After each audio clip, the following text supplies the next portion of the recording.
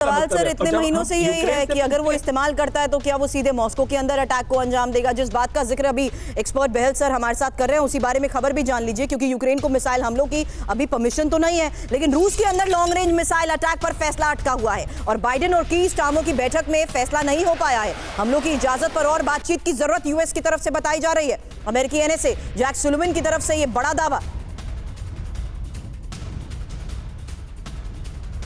और यूक्रेन को जर्मनी में बड़ा झटका। इस वक्त एक और बड़ी खबर आपको बता दें, क्योंकि रूस के अंदर हमलों की इजाजत जर्मनी नहीं देगा।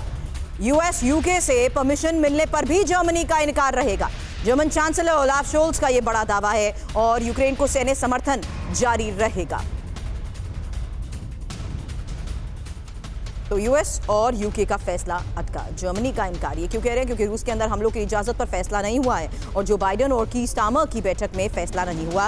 मिसाइल हमलों की इजाजत पर और बातचीत की जरूरत बताई जा रही है। जैसे जैक सुलिवन की तरफ से कहा गया, रूस के अंदर हमलों की इजाजत जर्मनी भी नहीं देगा। यूएस यूके से परमिशन मिलने पर भी जर्मनी इजाजत नहीं देगा। हालांकि यूक्रेन को सैन्य समर्थन जारी रहेगा। ओलाफ शोल्ज की तरफ से यह बात साफ तौर पर कह दी गई है। लेकिन इस बीच इस पर सवाल करने से पहले एक और बड़ी खबर, क्योंकि ब्लैक सी में रूस की ये बहुत बड़ी मूवमेंट है। खबर जानिए, रूस के 16 नेवल शिप ब्लैक सी में तैनात कर दिए गए हैं और रूस के 7 मिसाइल कैरियर की तैनाती को लेकर खबर आई है। कैलिबर मिसाइल से लैस वॉरशिप और फरवरी के बाद ये सबसे बड़ी रूसी मूवमेंट देखी जा रही है।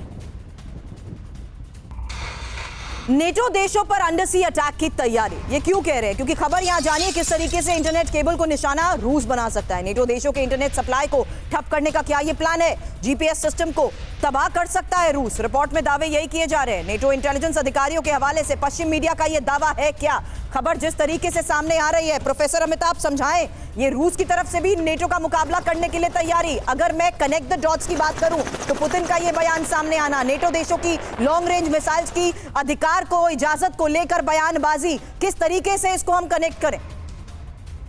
देखिए, अगर आप देखें फॉर एग्जांपल जर्मनी ने जब शुरुआत हुई थी युद्ध में, तो वो कहा था कि वो हेलमेट देगा as a military aid to Ukraine. सब उसका मजाक भी उड़ाए थे। अब वो लेपर्ड 2 टैंक भी उनको दे रहा है।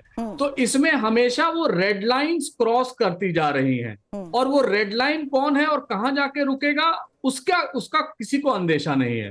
अब ये बात है कि ये इतने बड़े बड़े missile F-16, challenger, leopard, storm shadow, scalp, ये मिसाइलें देकर अचीव क्या करना चाहते हैं? क्या ये रूस को हराना चाहते हैं? बिल्कुल नहीं। रूस इन चीजों से हारेगा नहीं। तो ये क्या करना चाहते हैं कि ये पेशेंस टेस्ट कर रहे हैं और अपनी रेड लाइंस को कितनी दूर तक वो रेड कर सकते हैं वो देख रहे हैं। अब वो स्थिति में आ गया है। अब रूस को भी ये लगने लगा है कि न्यूक्लियर सिक्योरिटी डॉक्ट्रिन अब बदलनी चाहिए, क्योंकि जिस तरह से हमले हो रहे हैं, कर्स्क में इंटरवेंशन हो रहा है, अब कहां जाके रुकेगा? तो ये सिर्फ बात बढ़ाई जा रही है। लेकिन अगले 2 महीने यूक्रेन युद्ध के लिए बहुत क्रूशियल होंगे। पहला, यूक्रेन के अंदर, रूस के अंदर ठंड शुरू हो जाएगी, तो जो आर्टिलरी और जो ग्राउंड ट्रूप्स का बड़ी बात आपने कही है सर। बदलते मौसम के तहत किस तरीके से रणनीति भी बदलेगी, इस पर भी रहेगी हमारी नजर। फिलहाल आप सभी का बहुत बहुत शुक्रिया हमसे बातचीत के लिए।